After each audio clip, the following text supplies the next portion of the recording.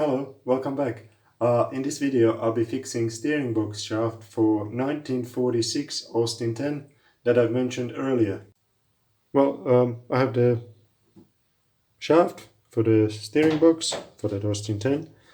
What I'm going to do with the shaft is I'm just going to finish this little 10mm section of this diameter all the way as far as I can. That is because that last 10 millimeters, whoever machined it before me, they just did not machine it all the way. So I'm going to do that, machine it so the part actually fits as it should. And another thing is that whoever did the machining before me simply drill a center hole in here.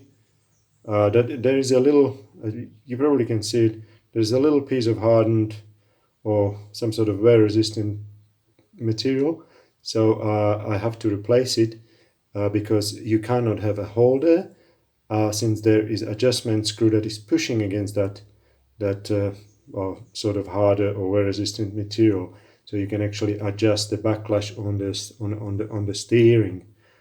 I'm just gonna do the machining simply between two centers.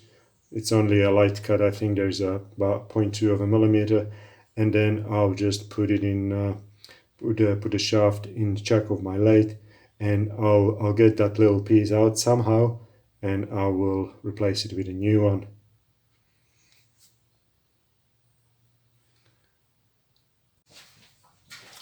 Well, okay, here you can see my setup. It's just simply live center, and then I've just machined 60-degree taper on this piece of round bar. So basically I'm just gonna put it between the centers. Since it's only, as I mentioned, light cut, I'm not gonna use any drive pin or anything like that. I'm just gonna take very light cuts and hope that the shaft is not gonna spin. So I'll just have just a normal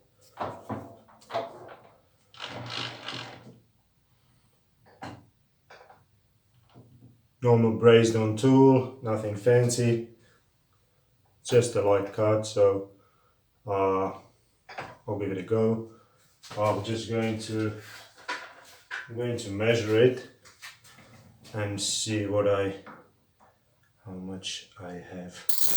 So that is machined to 22 exactly, and I have 22.1, so basically I have 1/10 of a millimeter to machine off. Okay, I'll give it a go.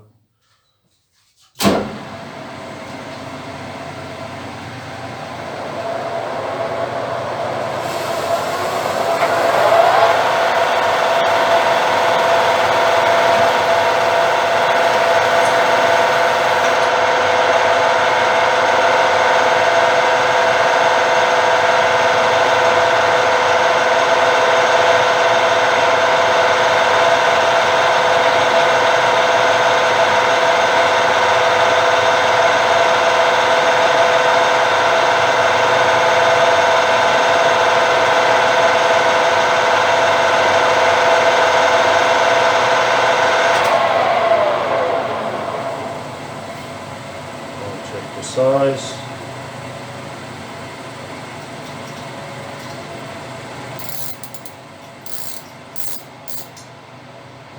I've got 22 and 5/100 of a millimeter. I'll just take another light cut.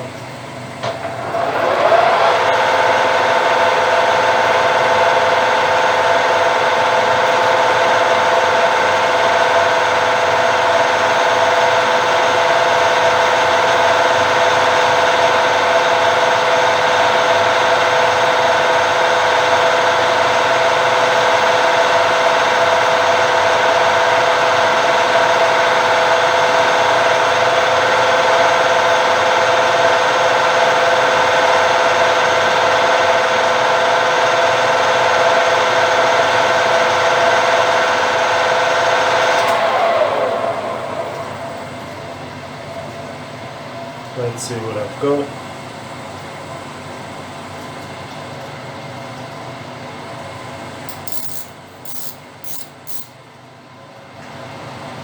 So I've got exactly 22.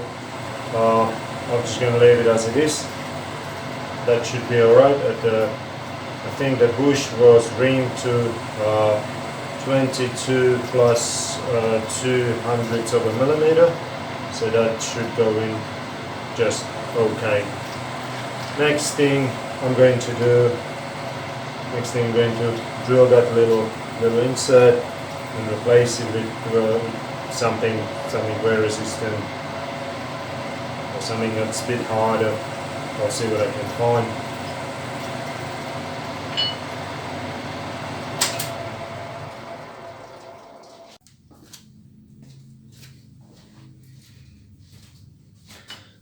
Okay, I'm just gonna put it in a chuck, and first I'm just going to try a normal drill bit, see how that goes. See how, I don't know how hard the insert is, so if I can get it out with just a normal drill bit, that would be nice. Otherwise I'll try something else.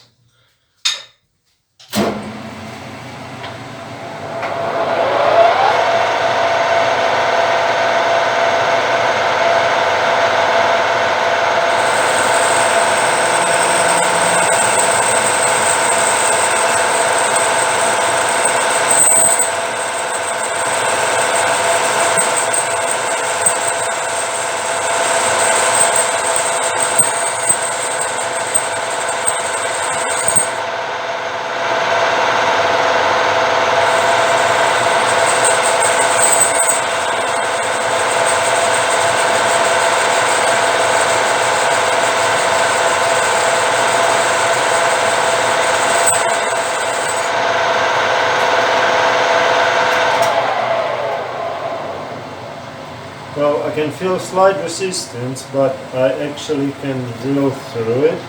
So I think I'll just flatten it a little bit. I'll just face it a bit.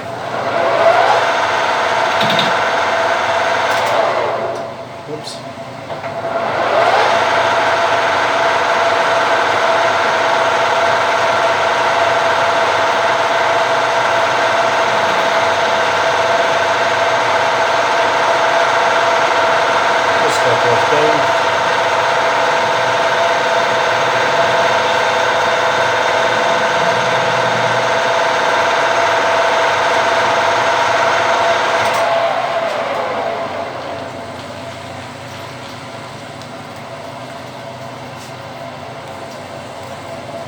Okay, that looks better. I'm just gonna get 10mm drill bit, drill it out, and then I'm just gonna make some insert, and I might just press it in and use some Loctite or something.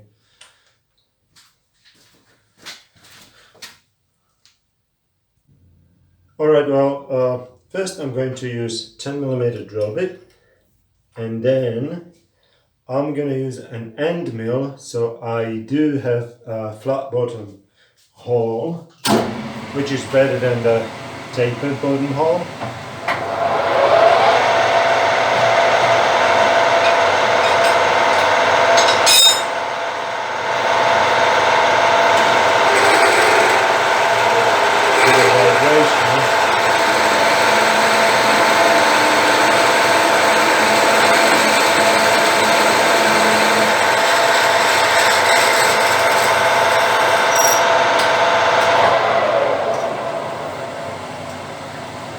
I'm going to swap it for the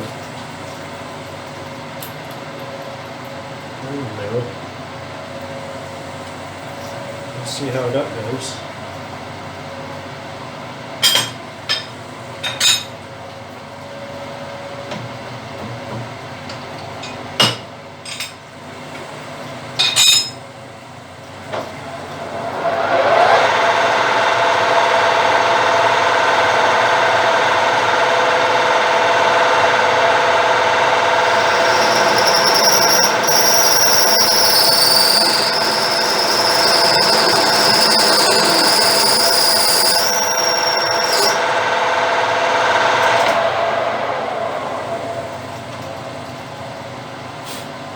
looks like the bottom is a bit harder.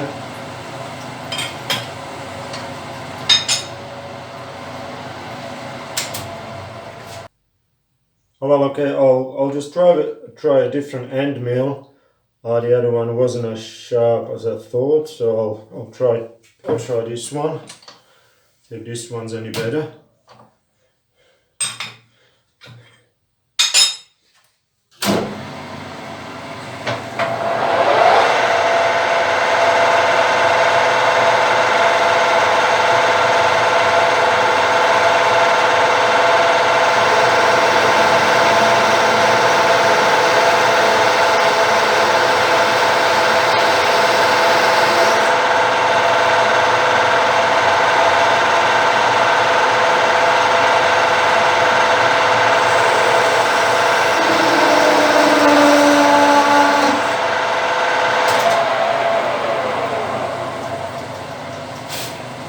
Although that looks alright, I think I'll just keep it as it is. And I'm going to make that insert, and then I will just press it in or use a Loctite.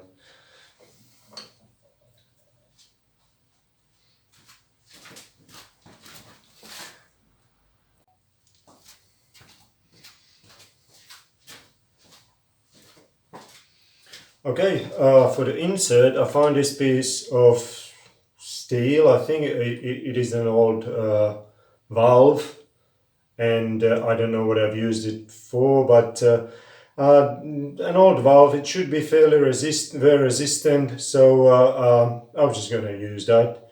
That should be hard enough. I'm just going to machine it, and then I'll see if I can either press it in or use Loctite, and then I'll just cut the end of it with angle grinder and machine it nice and flat. We'll see how it goes.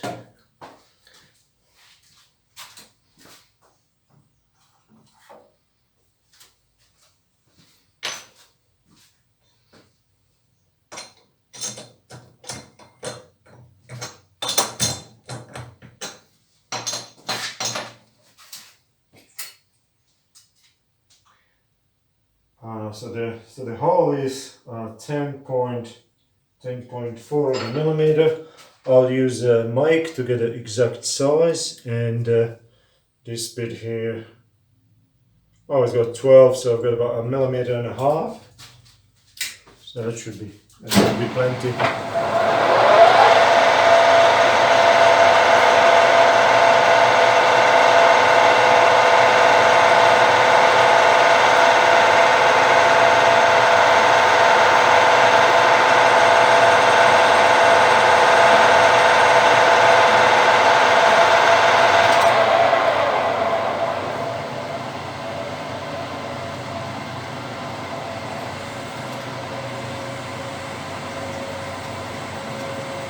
No, I've got roughly another millimeter.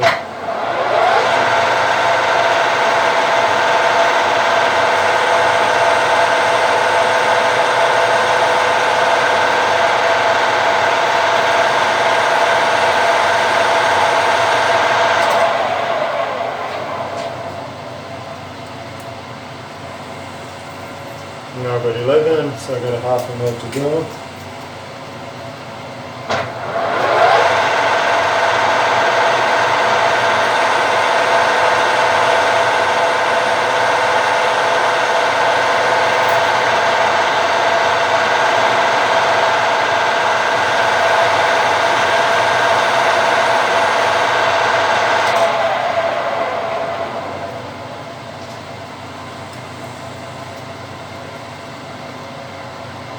I'll go 10.5, 10.55.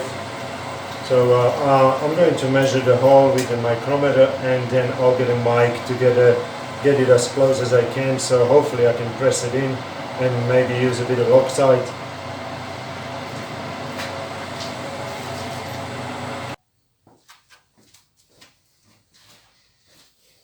Well, I've measured the inside diameter, and it's 10 millimeters and 4100 of a millimeter. And I'll measure this, see what I've got here.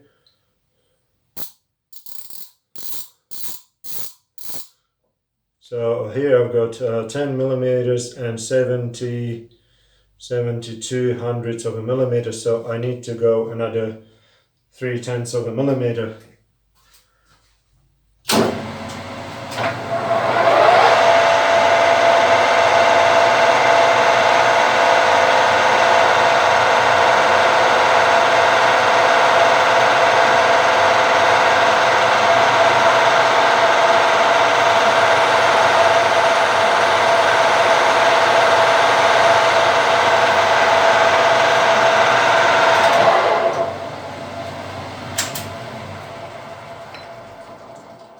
I'll just measure it again.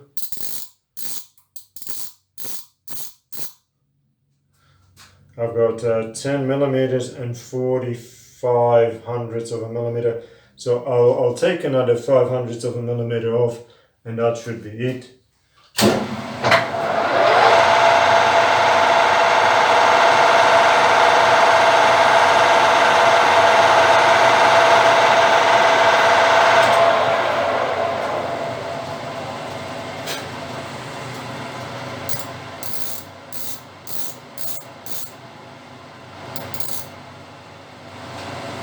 So now I've got 10 millimeters and 41 hundredths.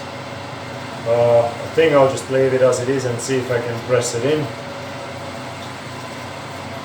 That should be about 3 hundredths of a millimeter press fit.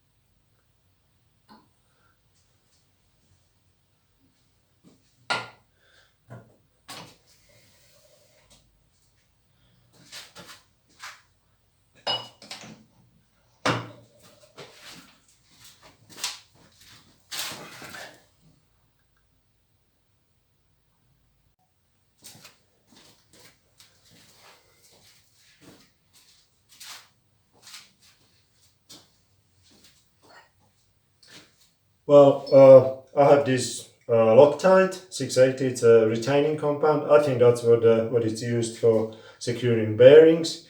So I'm going to use this, and with a bit of interference fit, it should not move at all. So I'm just gonna put a little bit there.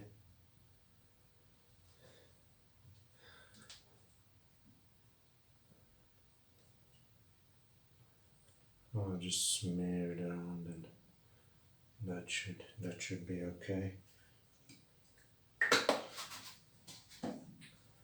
And I'll just press it on.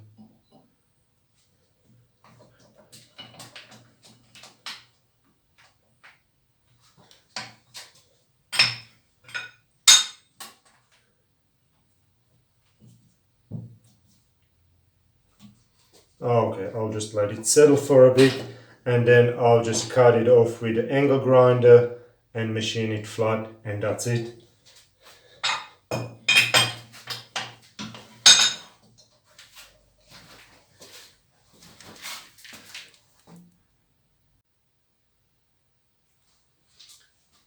Well, as you can see, I've got the excess off with the angle grinder. Now I'm just going to machine it flat, and that's it. Basically, job done.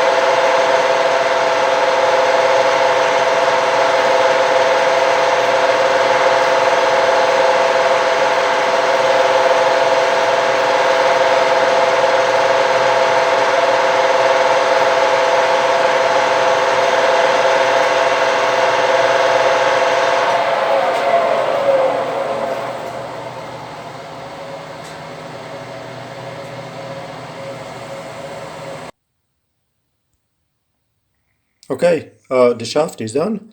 I just sand it down a little bit so it's nice and shiny, and it can be installed. Okay, the shaft is finished. Thank you for watching. Subscribe and write comment if you wish, and I'll see you in the next video. Take care.